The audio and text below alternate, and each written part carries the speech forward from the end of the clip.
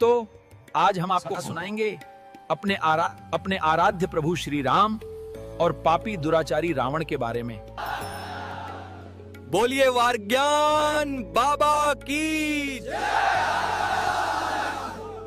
तो एक ही माँ बाप की संतान भारत, रावण और विभीषण। एक ने अधर्म का रास्ता चुना, दूसरा धर्म का। पर सवाल ये है, आखिर क्यों और इससे हमें क्या सीख मिलती है? अंत तक देखें वीडियो। तो क्या आपने वाल्मीकि की रामायण पढ़ी है? भले ही आपने ना पढ़ी हो, लेकिन कहानी तो जरूर जानते होंगे। भगवान राम अपनी पत्नी सीता और छोटे भाई लक्ष्मण के साथ 14 वर्षों के लिए वनवास जाते हैं। वनवास के दौरान रता का हरण कर लेता है। इसके जवाब में राम ने पहले अंगद और हनुमान को शंतिदूत बनकर भेजा कि रावण सीता को वापस कर दे। लेकिन जब रावण ने इनकार कर दिया, तब युद्ध हुआ और अंत में हुआ वही जो हमेशा होता है, अच्छाई की बुराई पर विजय, न्याय की अन्याय पर जीत और रावण का अंत। हर साल हम इसी विजय को दुशहरा और दिवाली के रूप में मनाते हैं। कहानी सुनने में सरल लगती है, लेकिन भागतो ये इतनी सरल नहीं है। आजकल के व्हाट्सएप मैसेजेस और सोशल मीडिया देखिए, ये नायक राम बनार खलनायक रावण की पारंपरिक धारणा को चुनौती देते हैं। क्या आप जानते हैं, हमारे देश में कुछ जगहें ऐसी हैं जहां रावण की पूजा होती है, जैसे मध्य प्रदेश का रावण गांव, उत्तर प्रदेश के कानपुर का दशानन मंदिर, ग्रेटर नोएडा, राजस्थान का जोधपुर, यहाँ तक कि आंध्र प्रदेश में भी जगहों पर भक्त जय लंकेश और जय रावण बाबा के नारे लगाते हैं। यूट्यूब पर भी करोड़ों व्यूज वाले कविताएं और गाने हैं। हाँ, मैं घमंडी हूँ, शक्तिशाली हूँ, मैं दसमुख रावण हूँ। राजनीतिक विचारधाराओं में भी हाल के वर्षों में बदलाव आया है। लेफ्ट हो या राइट, कई लोग रावण को लेकर सॉफ्ट कॉर्नर दिखाने लगे हैं। कुछ लोग ये तर्क देते हैं कि रावण इतना बुरा नहीं था जितना हमें बताया गया। कई लोग तो रावण और कुंभकर्ण के प्रति सहानुभूति जताते हैं, लेकिन जब बात आती है रावण के भाई विभीषण की, तो कहानी और दिलचस्प हो जाती है, क्योंकि विभीषण को तो आज भी गद्दार, देशद्रोही और लंका पतन का कारण कहा जाता है। तो भक्तों, आज के स्पेशल वीडियो में आइए समझते हैं, क्या सच में लंकेश हमारी सहानुभूति का पात्र है और क्या विभीषण व देशद्रोही था? रावण के पक्ष में तर्क रावण के समर्थन में सबसे बड़ा तर्क दिया जाता है। हाँ, हम जानते हैं कि रावण ने सीता का हरण किया, लेकिन उसके अच्छे गुण भी देखो। वो एक विद्वान था, वेदों का ज्ञाता था, वीणा का वादक था, भगवान शिव का भक्त था, ब्राह्मण था। लेकिन याद रखो, पानी केवल जन्म से कोई पूजनीय नहीं हो जाता, पूजा तो उसके कर्मों की होती है। तो फिर क्यों उसका पुतला जलाते हो? क्यों नहीं उसके अच्छे पहलुओं का सम्मान करते? मूर्खों, यहाँ जरा सोचिए दान, क्या सिर्फ किसी की विद्वता या प्रतिभा से उसके पाप मिट जाते हैं? हिटलर भी एक अच्छा चित्रकार था। आतंकी ओमर सईद शेख बहुत बुद्धिमान था, 5 भाषाएं जानता था, लंदन स्कूल ऑफ इकोनॉमिक्स से पढ़ा था। लेकिन क्या इससे उनके अपराध मिट जाते हैं? बिल्कुल नहीं। इसी तरह रावण चाहे जितना बड़ा विद्वान या शिवभक्त था, लेकिन सीता हरण का अपराध उसे कभी छोटा नहीं बना सकता। रामायण में लिखा है, रावण ने मारीच को मजबूर किया कि या तो सीता हरण में मदद करें या फिर मर जाए। जटायु ने जब सीता की रक्षा करनी नहीं, तो रावण ने निर्दयता से उसकी हत्या कर दी। क्या ये सब पाप इसलिए नजरअंदाज हो जाएंगे क्योंकि वो शिवभक्त था? रामायण का उत्तरकांड बताता है कि रावण ने अपने सौतेले भाई कुबेर से लंका और पुष्पक विमान छीन लिया था। उसने यज्ञ कर रहे ऋषियों की हत्या कर उनके रक्त का पान किया।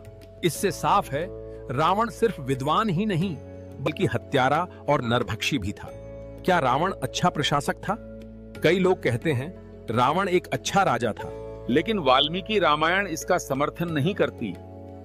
अरण्यकांड में उसकी बहन शूर्पणखा खुद कहती है, रावण वासनाओं में डूबा हुआ, लालची, मूर्ख और प्रजा की उपेक्षा करने वाला राजा था।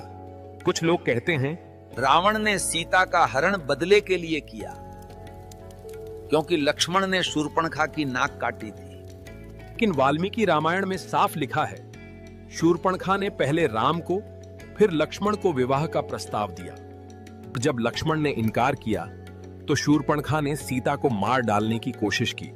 तभी लक्ष्मण ने उसकी नाक कान काटे हैं। यानी रावणा ने सीता का हरण बहले के लिए नहीं बल्कि अपनी वासना के करां किया।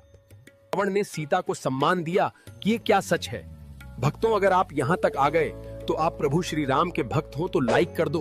लोग कहते हैं रावण ने सीता का अपहरण तो किया लेकिन उन्हें छुआ नहीं।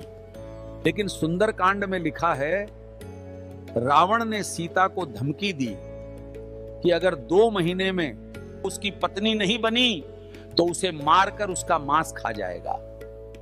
क्या ये सम्मान है? अन्याय में साथ देना ही निष्ठा है। अगर आपका भाई अपराध करे और आप उसका साथ दें तो आप भी अपराधी कहलाएंगे। विभीषण की कहानी। अब आते हैं विभीषण पर। अपने भाई का साथ नहीं दिया क्योंकि उसका भाई अन्याय कर रहा था। रामायण में भी विभीषण ने रावण के अन्याय के खिलाफ आवाज उठाई, इसलिए वो गद्दार नहीं बल्कि सत्य का साथी था। लंका का पतन विभीषण की वजह से नहीं बल्कि रावण और कुंभकर्ण के पापों की वजह से हुआ।